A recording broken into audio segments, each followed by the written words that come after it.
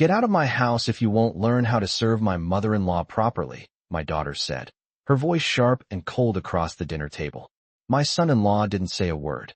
He just kept eating, as if this were a normal conversation, as if I were the problem sitting in that chair. I looked down at my plate, the food I had cooked, the table I had set, the home I had paid for. I nodded once. Then I stood up, went upstairs, and packed a small suitcase. The next morning, I went to the bank. "I'm glad you're here. Stay with me until the end, and tell me where you're watching from." I never thought I would be telling a story like this. Not about my own daughter. Not at 72 years old, after everything I had done to build a life for her. The dining room felt different that night. Not because anything had changed physically. The same oak table, the same cream-colored curtains, the same soft yellow light hanging above us. But because something inside me had shifted. Something quiet, but irreversible. It had been exactly 3 years since my husband passed away. 3 years since I stood in a black dress beside a polished wooden casket, holding my daughter's hand as she cried into my shoulder. Back then, she called me her strength. Back then, she told everyone I was the reason she was who she was. I remember the way she clung to me after the funeral, her voice breaking as she whispered, "I don't know what I'd do without you, Mom." I had believed her. After he died, the house felt too large, too quiet. Every room echoed with memories. His laughter in the kitchen, the sound of his footsteps on the stairs, the way he used to hum softly while reading the newspaper in the living room. For months, I moved through those rooms like a ghost, holding on to routines just to keep myself steady. It was my daughter who suggested we move in together. "It doesn't make sense for you to stay here all alone," she had said, her tone warm, concerned. "Come stay with us. We have the space, and I want you close." Her husband had nodded politely beside her. "Of course, Mom," he said. "You'd be helping us, too. Especially with the house." Helping. At the time, it sounded like love. Like family. Like the natural next step after losing the man I had spent 45 years with. So I sold the house. Not because I had to. Not because I couldn't afford to keep it. But because I trusted her. Because I thought we were building something together. A shared home. A shared life. The money from that sale didn't disappear. It went somewhere very specific. Into the house we were sitting in that night. But no one mentioned that at dinner. Instead, I sat there, listening to my daughter explain, in that same sharp tone, how I had been doing things wrong. "You don't make the tea the way my mother-in-law likes it," she said, cutting her chicken into neat, precise pieces. "And you always forget to warm the plates before serving. It's basic respect." I folded my hands in my lap, keeping them still. "I've been making dinner for this family every night," I said quietly. "I thought." "It's not about what you thought," she interrupted. "It's about doing things properly." Properly. I glanced at her husband. He avoided my eyes, focusing instead on his plate. His mother, who had moved in 6 months after I did, sat beside him, her lips pressed into a thin line of disapproval. She hadn't said much that evening. She rarely needed to. Her silence carried its own kind of judgment, heavy and constant, like a shadow that followed me from room to room. At first, I had tried. I woke up earlier than everyone else to prepare breakfast the way she liked it. I learned how to fold the linens the way she preferred. I memorized the small details, how hot the tea should be, how long the towels should stay in the dryer, how the silverware should be arranged. I told myself it was temporary, that it was just an adjustment period, that families needed time to settle into new routines. But the rules kept changing, and no matter how carefully I followed them, it was never enough. "There's always something missing," my daughter would say, shaking her head as if she were disappointed in a stranger. Not her mother. A stranger. I remember one afternoon, about a month before that dinner, when I overheard them talking in the kitchen. I hadn't meant to listen. I was just coming downstairs, my hand resting on the banister, when I heard my daughter's voice. "She needs to understand her role," she said. "Role? What do you mean?" her husband asked. "She lives here. She should contribute. My mom did everything for her mother-in-law. That's how it works." I stood there, halfway down the stairs, my heart beating slowly, heavily, as if each beat carried a weight I couldn't put down. Contribute. As if I hadn't already given everything. As if the roof over their heads didn't come from the years I had worked, saved, sacrificed. As if I were just there, taking up space. That night at dinner, when she told me to leave if I wouldn't serve her mother-in-law properly, I realized something I should have understood much earlier. This wasn't about tea, or plates, or respect. This was about power. And I had been slowly giving mine away, piece by piece, without even noticing. I picked up my napkin and placed it carefully beside my plate. My movements were calm, deliberate. I see, I said. My daughter leaned back in her chair, crossing her arms. Do you? I looked at her then. Really looked at her. Not as the little girl who used to run into my arms after school, not as the young woman who cried at her wedding, but as she was now. Someone I didn't recognize. Someone who saw me as a burden. I do, I repeated. And in that moment, something inside me went completely still. Not broken, not shattered, just quiet. I stood up from the table. No one tried to stop me. No one asked where I was going. I walked upstairs, each step steady, measured. The hallway felt longer than usual, the air heavier, as if the house itself were watching me leave. My room was exactly as I had left it that morning. The bed neatly made. The curtains slightly open, letting in the soft glow of the streetlights outside. I opened the closet and pulled out a small suitcase. The same one I had used years ago when my husband and I took a trip to California for our 40th anniversary. Back then, I had packed it with excitement. With anticipation. Now, I packed it with precision. A few sets of clothes. My medications. Important documents. The things that mattered. The things that couldn't be replaced. I didn't take much. I didn't need to. Because by then, I understood something very clearly. Everything else, in that house, was never really mine to them. When I came back downstairs, the table was still set. The plates half finished. The conversation had resumed, as if nothing had happened. My daughter glanced up briefly. Where are you going? She asked, her tone more annoyed than concerned. I'll be out for a while, I said. She shrugged. Just don't forget what I said. I didn't answer. I walked to the front door, opened it, and stepped outside.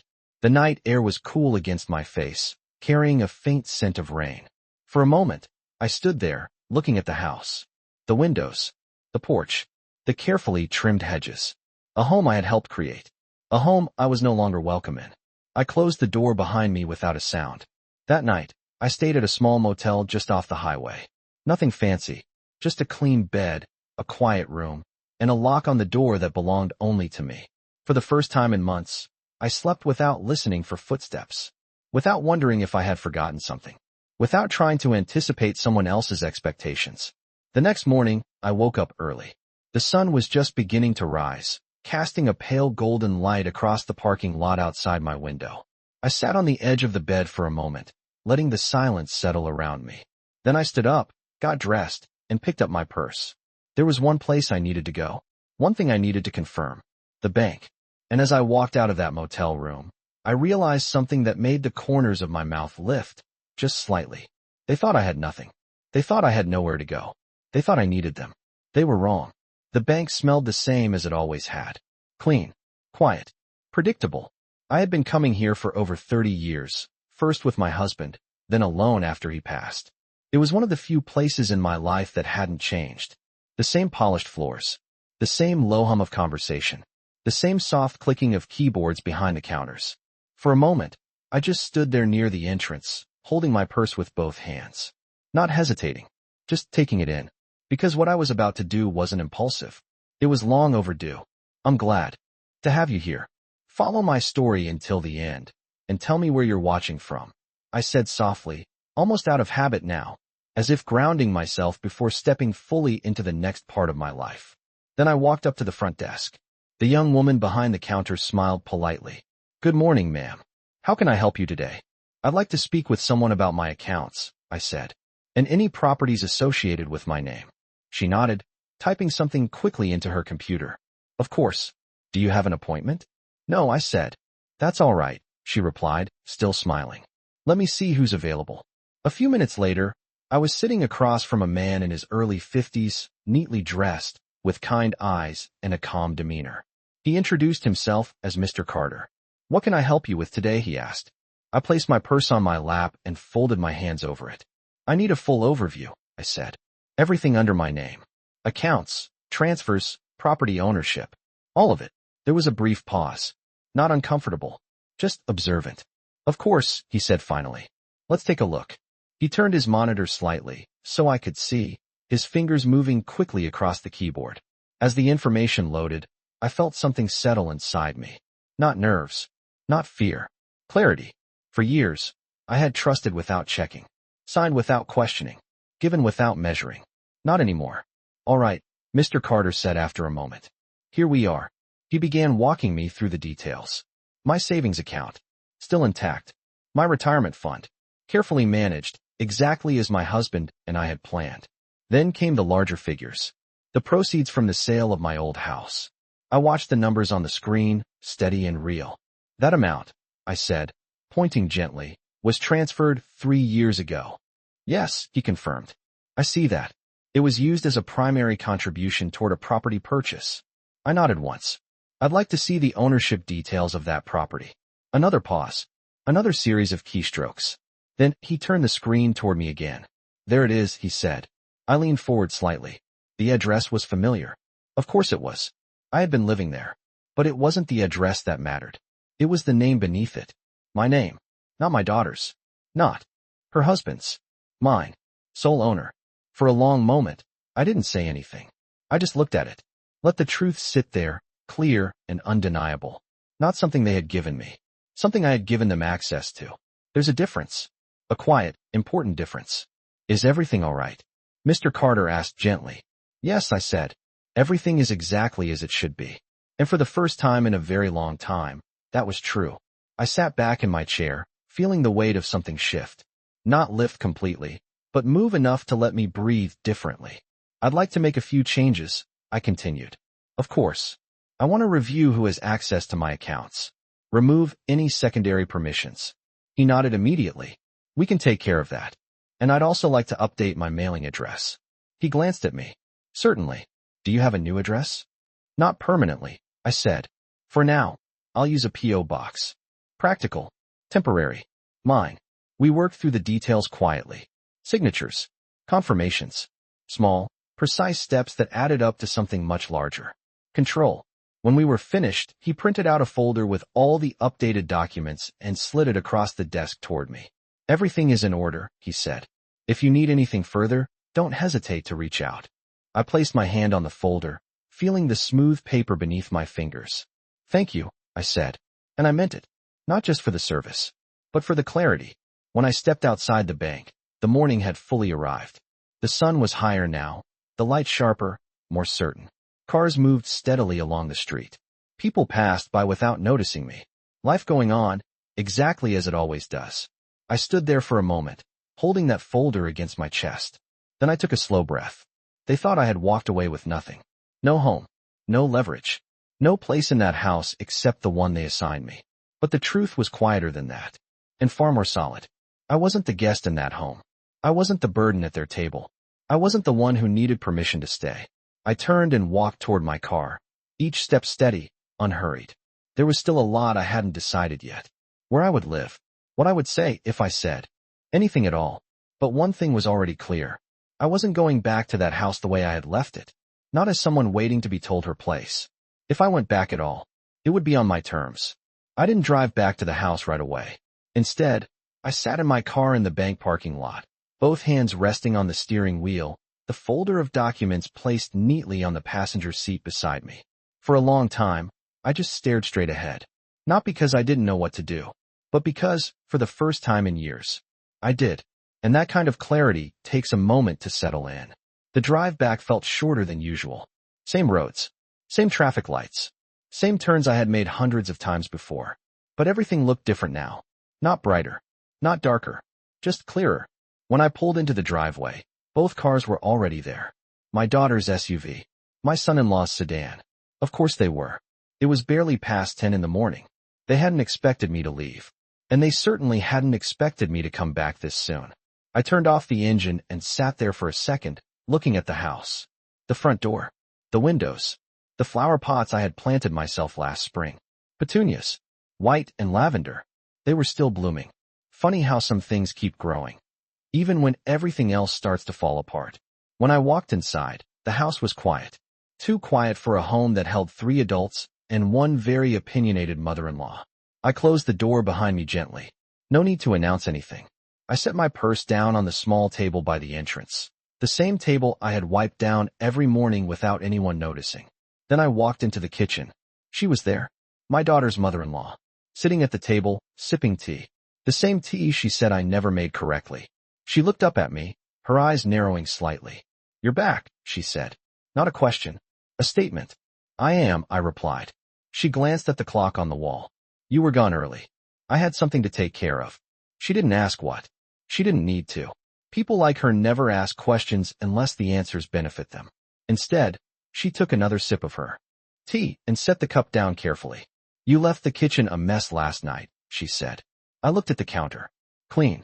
Dishes washed. Surfaces wiped. Everything in its place. Exactly the way I had left it before walking out. "I'll take care of it," I said calmly. Even though there was nothing to take care of. Because this wasn't about the kitchen. It never was. My daughter came downstairs a few minutes later. Her hair slightly messy. Her expression already irritated. As if the day had started wrong before it even began. When she saw me standing there, she stopped. "You're back," she said, echoing the same tone. "Yes."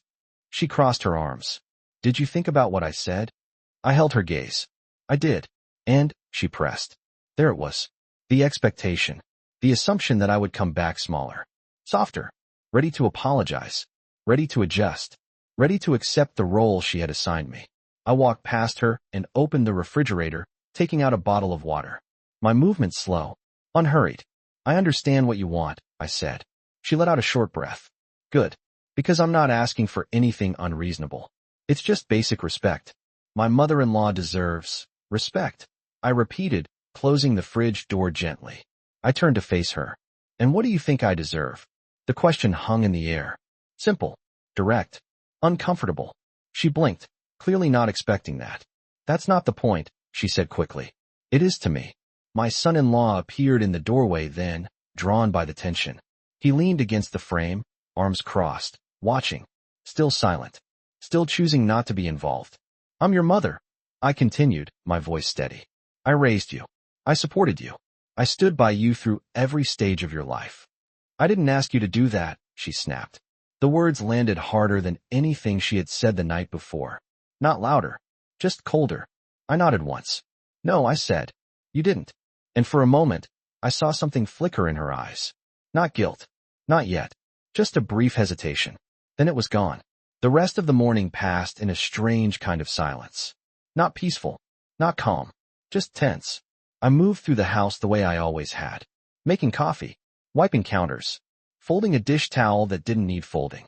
Old habits. Don't disappear overnight. But something had changed. I wasn't doing those things because I had to. I was doing them because I was deciding what came next. Every step felt measured. Intentional. At one point, I walked into the living room and saw a stack of papers on the coffee table. Property tax documents. Utility bills. Insurance statements. All addressed to me. Still, I picked one up, running my fingers over my name printed neatly at the top. Clear. Undeniable. Owner. Not guest. Not burden. Owner. Behind me, I heard my daughter's voice again. "You're acting strange," she said. I turned slowly. "In what way?" She shrugged. "I don't know. Too calm." I almost smiled. Too calm. If only she understood. Calm isn't weakness. Sometimes, it's the beginning of something far more powerful. That afternoon, I sat alone in my room, the folder from the bank open in front of me. Every document in place. Every detail confirmed. I didn't rush. Didn't react. Just read. Line by line. Page by page. Because this wasn't about proving anything to them. It was about reminding myself of the truth. And the truth was simple. They had been living in a house they believed was theirs. Making rules. Giving orders. Assigning roles. Without ever realizing. They were standing on ground that didn't belong to them. I closed the folder slowly and placed it on the nightstand. Then I looked around the room. The bed. The dresser. The small lamp by the window. Everything looked the same. But it didn't feel the same anymore. Because now, I wasn't just someone staying here. I was someone who had a choice. And as I sat there in the quiet, one thought settled clearly in my mind. I wasn't going to argue. I wasn't going to beg. I wasn't even going to explain. Not yet. Because some lessons aren't taught with words. That afternoon, I didn't go back downstairs right away. I stayed in my room, sitting on the edge of the bed, my hands resting loosely in my lap. The folder from the bank was still beside me, closed now, but not forgotten. I didn't need to keep looking at it. I already knew what was inside. And more importantly, I knew what it meant. There was a time when this house felt like something we had built together. Not just walls and furniture, but life. I remember the day we first walked through the front door, my daughter and I. The place was still empty then. Bare floors, fresh paint, that faint smell of something new beginning. She had smiled, turning slowly in the living room. "It's perfect," she said. I had watched her, feeling something warm settle in my chest. "It's ours," I told her. Back then, I believed that word meant the same thing to both of us. Ours. Shared. Equal. I didn't think about legal definitions, or names on documents, or what would happen years later when that word started to shift and then disappear entirely. At first, things were good. Simple. Peaceful. We cooked together. Laughed over small things. Shared quiet evenings watching television. She would ask me for advice, about work, about life, about things that didn't really matter but somehow still did. "Mom, what do you think?" I heard that question often, and I always answered. Not because I needed to be right, but because I thought my voice still had a place in her life. Then she got married, and slowly things changed. Not all at once. Not in ways you could easily point to and say, "There. That's the moment everything went wrong." It was quieter than that. Subtle. Like something shifting just beneath the surface. At first, it was small things. Decisions made without asking me. Plans discussed after they had already been decided. I told myself it was normal. She had her own life now. Her own family. I stepped back. Gave her space. That's what a good mother does, I thought.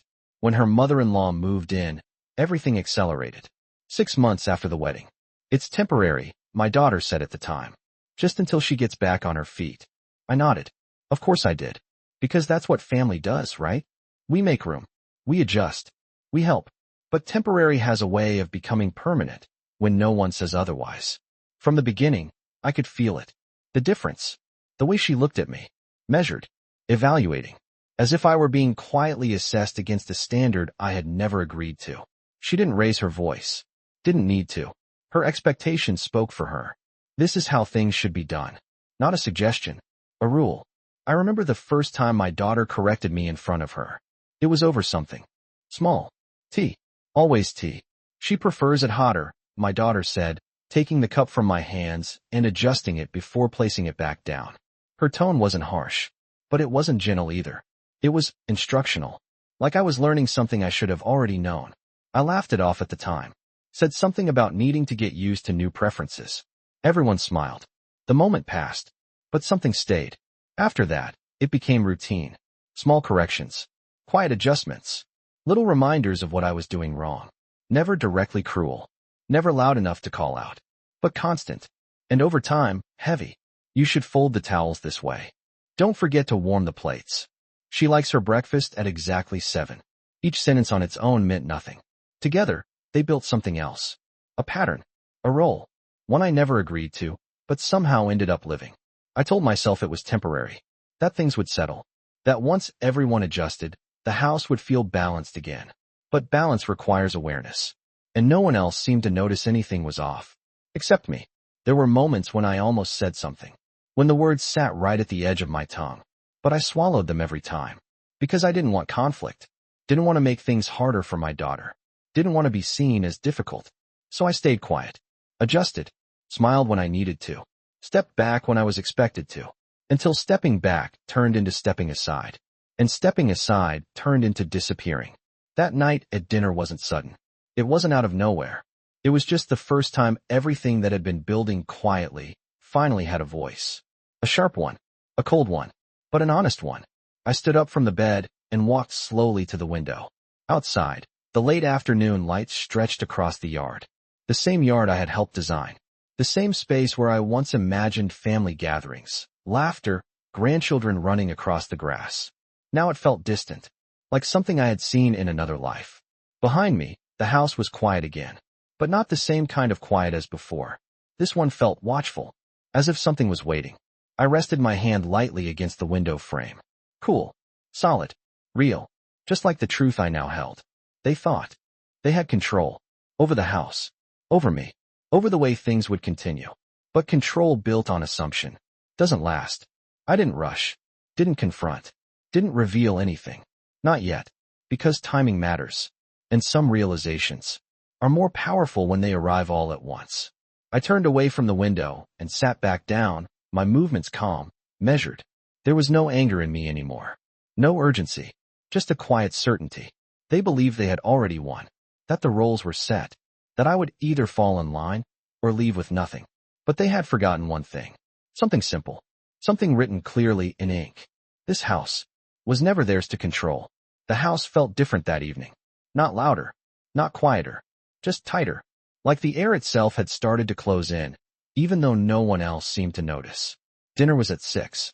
It always was. Routine had become one of the few things no one questioned in that house. I set the table the same way I always did. Plates aligned. Silverware placed carefully. Glasses filled halfway with water. Everything in its place. Everything predictable. Except what was coming. My daughter walked in first, her heels clicking softly against the floor. She glanced at the table, scanning it the way she always did now. Not with appreciation, but with quiet inspection. Her eyes paused on the plates. "They're not warm," she said. "Not hello. Not thank you. Just that. I can warm them," I replied calmly. She sighed, already pulling out her chair. "It's not about fixing it after. It's about doing it right the first time." I nodded once. Of course. Always the same lesson. Always the same tone. Her husband came in next, loosening his tie, his expression neutral. He sat down without looking at either of us. Then her mother-in-law followed. Slow steps. Measured. She took her seat like she belonged at the center of everything. Maybe, in her mind, she did. We ate in silence for the first few minutes. The quiet wasn't peaceful. It was careful, like everyone was waiting for something. Or avoiding it. Then it came. "I spoke to my mother today," my daughter said, cutting her food neatly. No one responded. "She's not feeling well," she continued. "She needs more help around the house." I kept my eyes on my plate. "I already help around the house," I said quietly. She shook her head. "Not in the way she needs." There it was. The shift. The setup. "What do you mean?" I asked. She put her fork down, looking directly at me now. "I mean you need to start taking care of her properly," she said. "Meals, laundry, making sure she's comfortable. The way it should be." I felt the words settle in the space between us. Heavy. Deliberate. "I already cook," I said. "I already clean. I make sure everything is." "That's not the same," she cut in. Her voice sharper now. "This isn't just about the house. It's about respect. She's older. She deserves to be treated a certain way." I looked at the woman sitting beside her. She didn't speak. Didn't need to. Her silence was agreement. Expectation. Entitlement.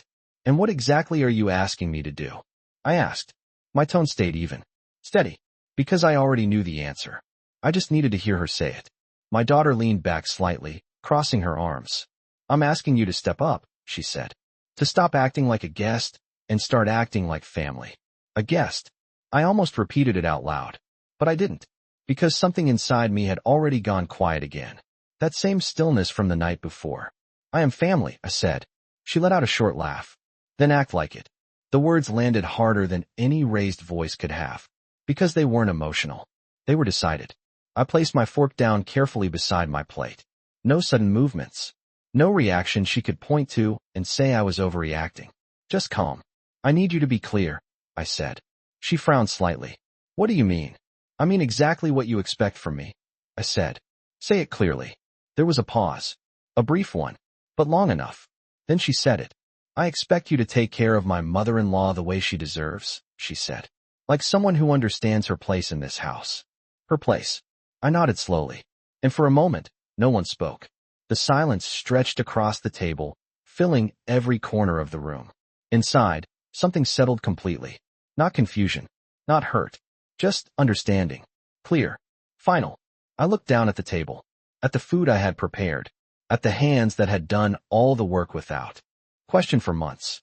At the space where I had slowly been reduced to something smaller than I had ever been in my own life. Then I looked back up at my daughter. "I won't do that," I said. No hesitation. No anger. Just truth. Her expression changed instantly. From control to disbelief. "What?" she said. "I won't do that," I repeated. The room shifted. You could feel it. Her husband straightened slightly in his chair, finally paying attention. Her mother-in-law's eyes narrowed. "And my daughter?" She leaned forward. "You don't get to say no," she said. Calm, but tight. I held her gaze. "I just did." For a second, no one moved. No one spoke. It was the kind of silence that comes right before something breaks. Then she laughed. Not because anything was funny, but because she didn't know what else to do with what I had just said. "You're unbelievable," she said, shaking her head. "After everything we've done for you." I didn't interrupt. I let her finish, because I wanted to hear all of it. "This is our house," she continued. "Our rules. If you can't respect that, then maybe you shouldn't be here at all." There it was. Clear. Simple. Unmistakable. No more pretending. No more soft edges. Just the truth, exactly as she saw it. I nodded once. Not in agreement. Just acknowledgement. And in that moment, I realized something important. This wasn't a misunderstanding. This wasn't stress. This wasn't something that could be fixed with a conversation. This was who she had become. I picked up my glass of water and took a slow sip. Then I set it back down. Carefully. "Thank you for being clear," I said. She frowned. "What does that mean?" "It means I understand now," I replied. And this time, I truly did. The silence after my words didn't last long. It never does in a house like that. My daughter leaned forward, her eyes sharper now, her patience gone. "You understand?" she repeated. "Good. Then you understand that this isn't a discussion." I didn't respond. I just sat there, my hands resting lightly on the table. "Still, you're living here," she continued. "Under our roof. Eating our food. The least you can do is show some respect." Our roof. I let the words pass through me without reacting. Not because they didn't matter, but because reacting too soon would ruin everything. "I have shown respect," I said quietly. Her expression tightened. "No," she said. "You've been difficult. You've been passive. And honestly," she paused, just long enough. "You've been a burden." The word hung in the air. Burden. Not shouted. Not dramatic. Just placed there. Carefully. Like it belonged. Her husband shifted slightly in his chair, but still didn't speak. Not to defend me. Not to stop her. Just present. Watching. Accepting. I nodded once. "I see," I said. And I did. More clearly than ever. My daughter pushed her chair back slightly, the legs scraping softly against the floor. "So let me make this simple," she said. "If you can't do what we're asking, if you can't respect the way things work in this house, then you shouldn't stay here." There it was again. Not emotional. Not reactive. Decided. I looked at her. Then at the table. Then at the house around me. Every wall. Every chair. Every quiet corner I had once believed was part of something shared. "I understand," I said again. She let out a breath, as if relieved. "Good," she said. "Then we're clear." I stood up slowly. Not abruptly. Not in anger. Just done sitting. No one stopped me. No one asked where I was going. Because in their minds, the conversation was over. They had said what needed to be said. They had set the terms. I walked upstairs. Each step steady. Familiar. The same stairs I had walked every day since moving in. But this time, I wasn't going up to rest. Or to think. Or to wait. I entered my room and closed the door behind me. Softly. No need for noise. The suitcase was still where I had left it the night before. Half packed. Waiting. I walked over, opened it, and continued where I had stopped. A few more clothes. My medication. Documents. Nothing extra. Nothing unnecessary. I moved through the room calmly. No hesitation. No second guessing. Because this wasn't a decision I was making now. It was one I had already made. Downstairs, I could hear faint voices. My daughter. Her tone lower now. Talking to her husband. Maybe explaining. Maybe justifying. It didn't matter. When I finished packing, I zipped the suitcase closed and stood there for a moment. Looking around the room. The bed. The dresser. The small details I had arranged to make it feel like mine. But it was never really mine to them. I picked up the suitcase and walked back downstairs. They were still in the dining room. The plates hadn't moved much. Dinner unfinished. Conversation paused. My daughter looked up first. Her eyes went straight to the suitcase. Then back to my face. "What are you doing?" she asked. Not concerned. Just annoyed. "I'm leaving," I said. Simple. Clear. She frowned. "You don't have to be dramatic," she said. Dramatic. I almost smiled. "I'm not," I replied.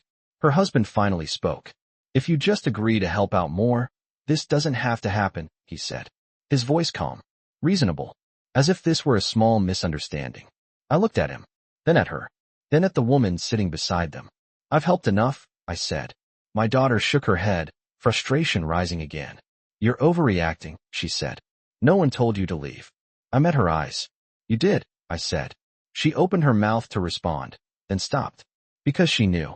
The silence that followed was different this time. Heavier. More real. Fine, she said finally, her voice colder now. If that's what you want. I nodded once. Not because it was what I wanted, but because it was what needed to happen. I walked past the table, past the kitchen, past everything that had slowly become unfamiliar. At the front door, I paused for just a second. Not to reconsider, not to look back, just to breathe. Then I opened it, stepped outside, and closed it behind me. No one followed. No one called my name. No one stopped me. And that told me everything I needed to know. As I walked down the driveway, suitcase in hand, one thought stayed with me. Quiet. Certain. They believed they had just gotten rid of a burden. They had no idea what they had just lost. The motel room felt quieter the second night. Not because anything had changed, but because I had. I sat by the window, a paper cup of coffee warming my hands, watching cars pass slowly along the highway. Headlights moving in steady lines. People going somewhere. Coming from somewhere. Life moving forward. As it always does. There's a certain kind of silence that only comes after something ends. Not the kind filled with questions, but the kind that comes when the answers are already clear. I didn't call my daughter. I didn't check my phone. I didn't wait for a message that I already knew wouldn't come. Because if she had wanted me to stay, she would have said something different at that table. Instead, I opened the folder from the bank again and placed it on the small desk in front of me. Everything was still there. Neat. Organized. Certain. My name. On every page that mattered. I ran my fingers lightly across the top document. Not to double-check. Just to feel it. To remind myself this wasn't emotion. This wasn't reaction. This was fact. For years, I had lived as if I needed permission. Permission to stay. Permission to speak. Permission to take up space in a house that legally, quietly belonged to me. I almost laughed at that. Not out loud. Just a small breath through my nose. Because sometimes, the truth isn't loud. It's just ironic. That night, I made a decision. Not out of anger. Not out of revenge. But out of clarity. I reached for my phone and scrolled through my contacts. Names I hadn't called in years. People I had slowly drifted away from while focusing on family. While giving everything to a home that no longer existed the way I had believed. I stopped on one name. Daniel Harper. My husband's old attorney. A man who had handled our finances for decades. Careful. Precise. The kind of person who didn't miss details. I pressed call. It rang twice before he answered. Hello. Daniel, it's Margaret. There was a brief pause. Then recognition. Margaret, it's been a long time. It has, I said. My voice steady. I need your help. We didn't talk long.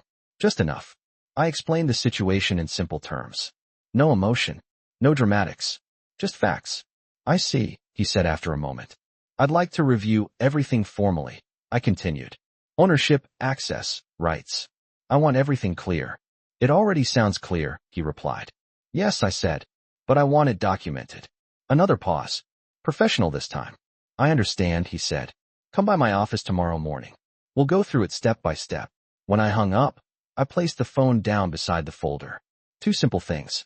But together, they meant something much bigger. The next morning, I arrived early. His office hadn't changed much. Same dark wood furniture.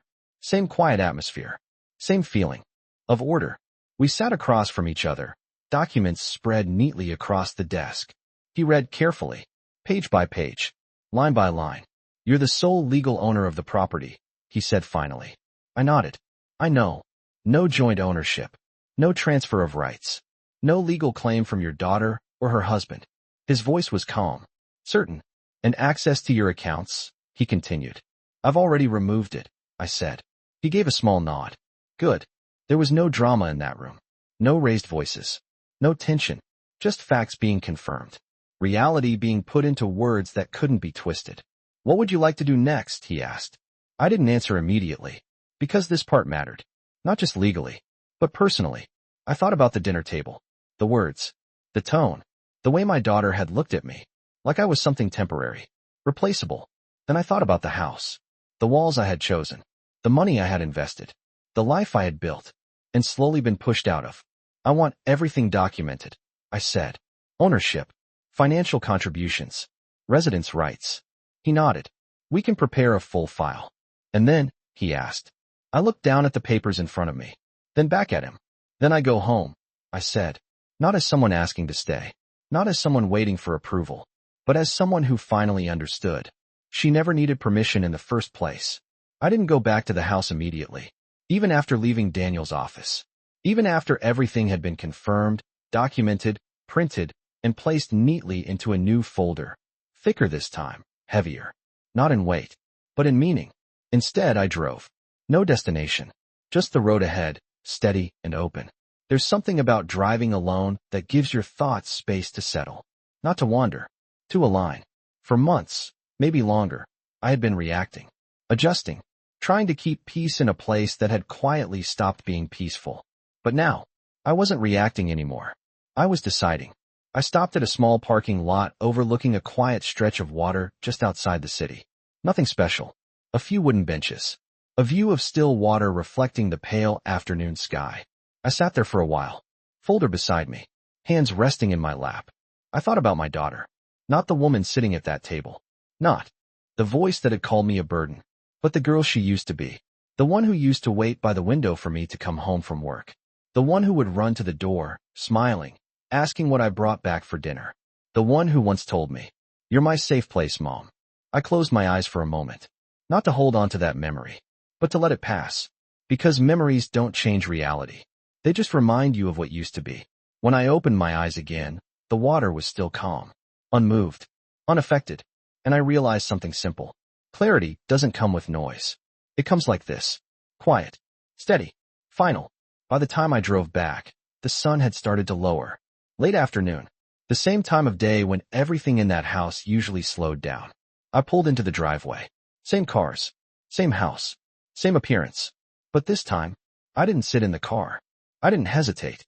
I stepped out, closed the door, and walked straight to the front entrance. When I opened it, the house greeted me with the same familiar silence. But it didn't feel the same anymore. Not because anything inside had changed, but because I had stopped seeing it through their expectations. I walked in calmly, placing my purse down in the same spot as always. No rush. No tension. Voices came from the living room. Low. Casual. They weren't expecting me. When I stepped into the room, all three of them were there. My daughter, her husband, and her mother-in-law. They looked up at the same time. Surprise first. Then something else. Something less certain. "You're back," my daughter said. Same words. Different tone. "I am," I replied. Her eyes moved briefly to the folder in my hand. Then back to my face. "I thought you left," she said. "I did." A pause. Small, but noticeable. Her husband shifted slightly in his seat. Her mother-in-law remained still, watching. "Well," my daughter said, straightening slightly. "If you're back, we should probably finish our conversation from yesterday." I looked at her. Calm. Measured. "There's no need," I said. She frowned. "What does that mean?" "It means I understand everything clearly now," I replied. Another pause. Longer this time. She crossed her arms. "You said that yesterday." "I did. And nothing has changed," she added. I nodded once. "You're right." For a moment, she looked almost relieved, as if she thought this was going in the direction she expected. Then I placed the folder gently on the coffee table. Right between us. Something shifted. Subtle, but immediate. "What is that?" she asked. "Clarity," I said. She didn't smile. Didn't understand yet. Her husband leaned forward slightly. Her mother-in-law's eyes narrowed just a fraction. I opened the folder slowly. No sudden movements. No drama. Just paper. Documents. Names. Facts. "I went to the bank," I said. "And then I met with an attorney." No one interrupted. I wanted to make sure I understood my situation correctly. I continued. My daughter let out a small breath. "You didn't need to do all that," she said. "We already explained how things work here." I looked at her. Steady. "Yes," I said. "You did." Then I turned the first document toward her. "And now," I added quietly, "I'm going to do the same." No one reached for the document right away. They just looked at it. Then at me. The paper sat there on the table, flat, quiet, ordinary. But the way the room shifted around it, that was different. My daughter was the first to react. She let out a small laugh, shaking her head. "What is this?" she said. "Some kind of joke?" I didn't answer immediately. I let the silence stretch just long enough. Then I slid the document a little closer to her. "Read it," I said. She didn't move. Not at first. But curiosity has a way of pushing through confidence. Eventually, she leaned forward and picked it up. Her eyes moved quickly at first. Scanning. dismissing, then slower, line by line. The change wasn't dramatic. It never is. It started with her eyebrows pulling together slightly, then her lips pressing into a thin line, then her posture shifting, just a little. "What is this supposed to mean?" she asked, her voice tighter now. "It means exactly what it says," I replied. Her husband leaned closer, trying to read over her shoulder. Her mother-in-law stayed where she was, watching, always watching. "This doesn't make sense," my daughter said. "This house is ours." I shook my head gently. "No," I said. "It isn't." The words landed quietly, but they didn't stay quiet. They spread. "What are you talking about?" she said, her voice rising now. "We've been living here for years." "Yes," I said. "You have." Another pause. Shorter this time. More tense. "That doesn't change anything," she said quickly. "We pay bills. We maintain the house. This is our home." I nodded once. "I never said it wasn't your home," I replied. "I said it isn't your house. There's a difference. A quiet one, but important." Her husband spoke then, for the first time with something close to urgency.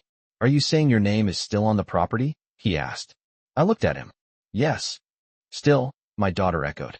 "It was never removed," I said. Silence. Real silence this time. The kind that settles in the room and doesn't move. Her eyes dropped back to the paper. Reading again. Slower now. Careful. "This says," she began, then stopped. I waited.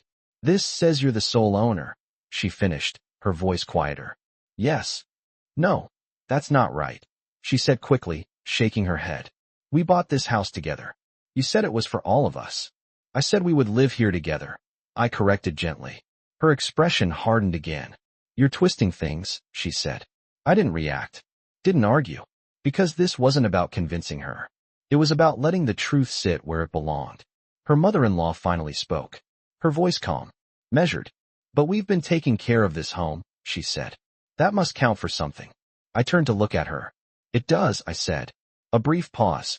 "But it doesn't change ownership." She didn't respond, but her eyes narrowed slightly. Calculating. My daughter placed the paper back on the table, a little harder this time. "This is ridiculous," she said. "You're acting like we've done something wrong." I held her gaze. "Haven't you?" I asked. The question didn't come with anger. Just clarity. She looked away first. Just for a second. But it was enough. "We gave you a place to live," she said, her voice defensive now. I nodded slowly. "And I gave you a house," I replied. Another silence. Heavier than before. "You never said any of this mattered," she said. "I didn't think I needed to," I answered. Because to me, it was understood. Family doesn't keep score. Doesn't measure contributions. Doesn't assign value to who gives more. But that only works when everyone is playing by the same rules. Her husband exhaled slowly, rubbing his hands together. "So what are you saying?" he asked. I looked at both of them, then at the house around us. "I'm saying," I began, my voice steady, "that the way things have been isn't going to continue." My daughter's eyes snapped back to mine. "What does that mean?" "It means," I said, "you don't get to decide my place in this house anymore." The words settled between us. Clear. Unavoidable. "And if we don't agree?" she asked. I didn't answer right away. I just closed the folder gently, placed my hand on top of it. Then I looked at her. Calm. Certain. "Then we'll have to make changes," I said. This time, no one spoke. No one moved after that. Not immediately. The room held still, like everything was waiting for someone else to break first. My daughter was the one who did. She let out a sharp breath and stood up abruptly, her chair scraping against the floor. "This is unbelievable," she said. "You leave, disappear overnight, come back with papers, and now you're threatening us?" I remained seated. Calm. "I'm not threatening anyone," I said. She laughed again. Short. Tight. "That's exactly what this is," she replied. "You're trying to scare us into doing things your way." I shook my head slightly. "No," I said. "I'm showing you reality." Her husband stood up now too, more controlled, but clearly unsettled. "Let's just slow down," he said. "We don't need to turn this into something bigger than it is." I looked at him. "It already is," I said. Another silence. Not empty this time. Heavy. My daughter crossed her arms tightly. "So what?" she said. "You're going to kick us out now?" The question hung there. Sharp. Defensive. But underneath it, something else. Uncertainty. I didn't answer right away. I let the weight of that question settle. Because this moment mattered. "I haven't made that decision," I said finally. Her eyes narrowed. But you could, she pressed. Yes, I said. No anger. No emphasis. Just truth. That's when everything shifted. Not loudly. Not dramatically. But completely.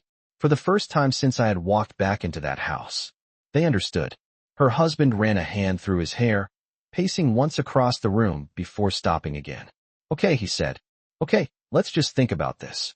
But my daughter didn't step back. She leaned forward instead. This is still our home. She said. You can't just walk in here and act like you control everything. I met her eyes. I don't need to act, I said. That landed. Harder than anything else I had said. Her mother-in-law finally stood up too. Slowly. Carefully. Her voice calm, but firm.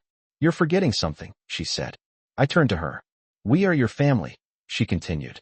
This kind of behavior, it's unnecessary. I studied her for a moment. The confidence. The assumption. The way she still believed this could be handled the same way everything else had been. Quiet pressure, subtle control. I'm not forgetting, I said. She held my gaze. Then act like it, she replied. There it was again. That phrase. That expectation. I nodded once. I am, I said. Another pause. But family doesn't treat each other the way I was treated at that table. I continued. No one interrupted this time. No one who sees you as family calls you a burden, I said. My daughter looked away. Just for a second. But again it was enough. And no one who respects you, I added, asks you to earn your place in your own home. The room went quiet again. But this time, it wasn't tense. It was heavy with something else. Recognition. My daughter exhaled slowly, her posture shifting slightly. Not softer, but less certain. That's not what I meant, she said. I didn't respond immediately, because what she meant didn't matter anymore. It's what you said, I replied.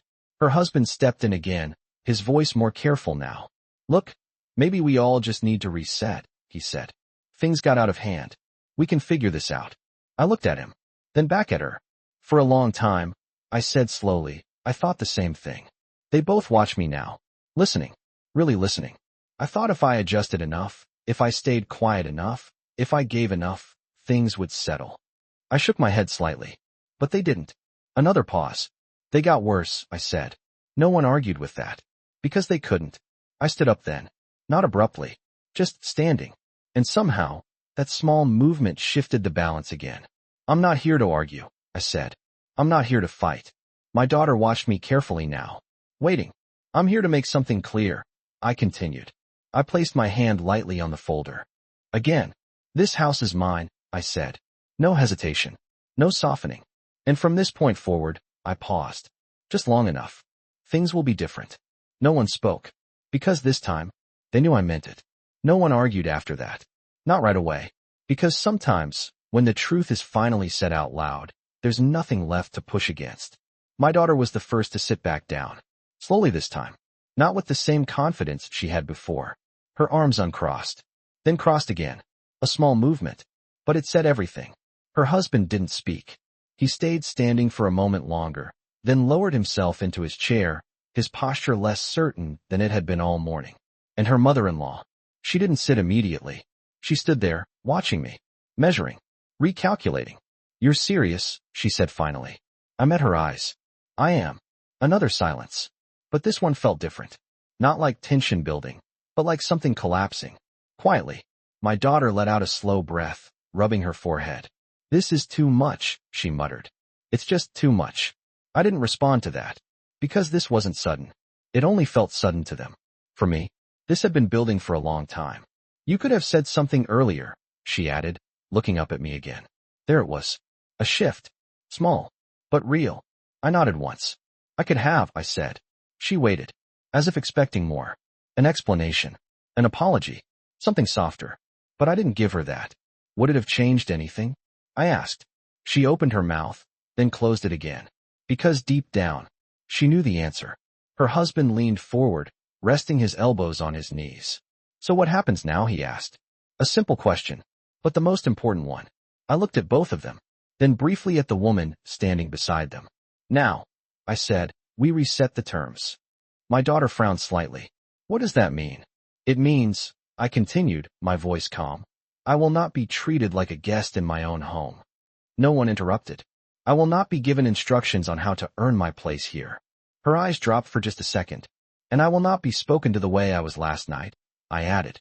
The room stayed quiet. Not because they didn't hear me, but because they did. And, if that can't happen, I said, then we'll need to make different arrangements. This time, the words landed exactly where they needed to. My daughter shifted in her seat again. What kind of arrangements? She asked. I didn't answer immediately, because this wasn't about rushing. It was about letting the weight of possibility exist. There are options, I said. Her husband's expression tightened. Like what? Like you finding another place, I said simply. The air changed again. Sharply this time. My daughter's head snapped up. What? I said there are options, I repeated. You're kicking us out, she said, her voice rising again, but not as steady as before.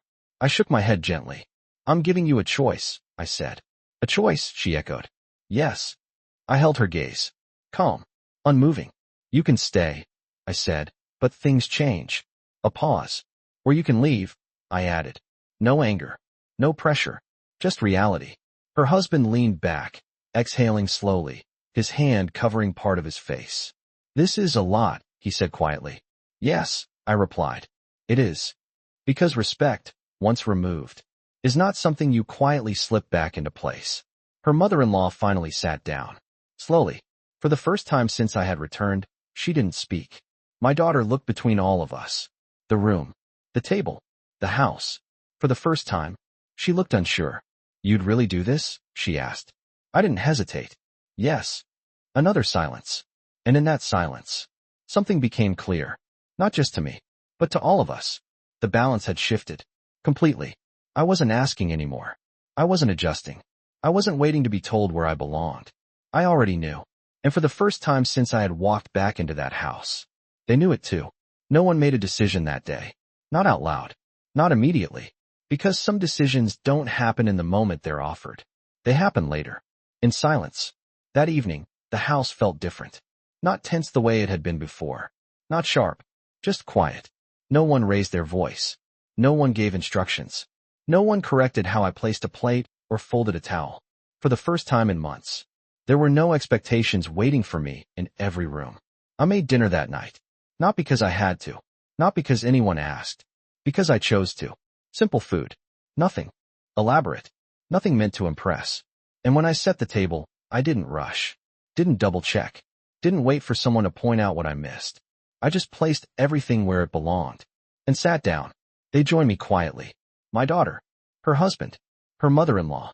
No one commented on the plates. Or the tea. Or anything else.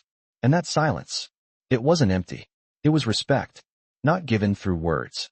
But through restraint. Halfway through the meal, my daughter spoke. Her voice softer than I had heard in a long time. I didn't realize, she began, then stopped. I didn't look up right away. I let her find her words. I didn't realize how far things had gone, she said finally. I set my fork down gently. Not to react. Just to listen. She looked at her hands, not at me. I thought I was just managing things, she continued. Keeping the house running. Keeping everything balanced. Balanced. I almost smiled at that word. But I guess, she paused again, I guess I stopped seeing you. The room stayed quiet.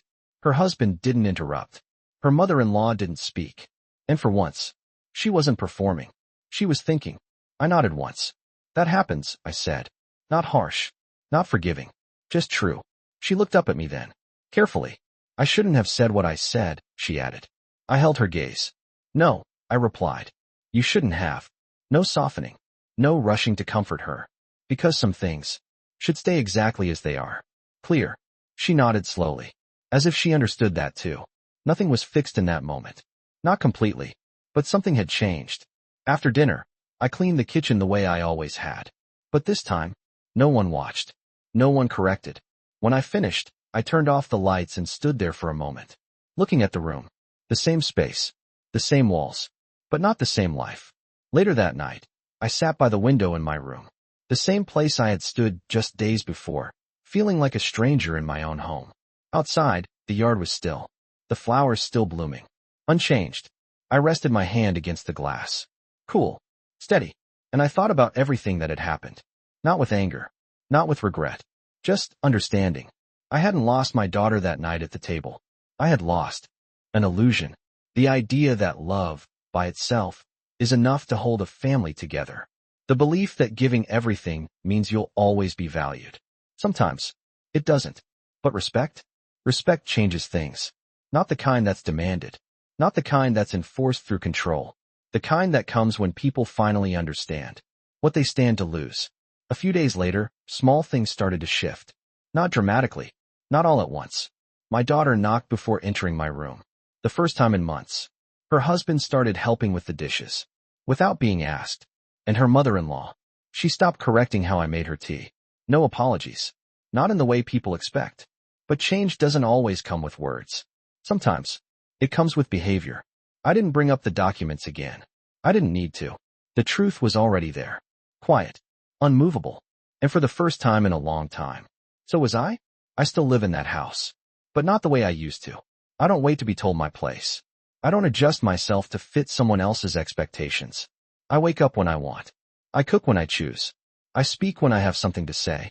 And when I sit at that table now, I don't feel like a guest. I feel like what I've always been. The woman who built it. The one who gave it meaning. Not a burden. Not a servant. A foundation. And if there's one thing I've learned through all of this, it's this. Silence doesn't always mean weakness. Sometimes, it's just the moment before everything changes. Thank you for listening to the whole story. If you were in that situation, how would you handle it? Please leave a comment to let me know your opinion, and don't forget to subscribe to the channel for more great videos.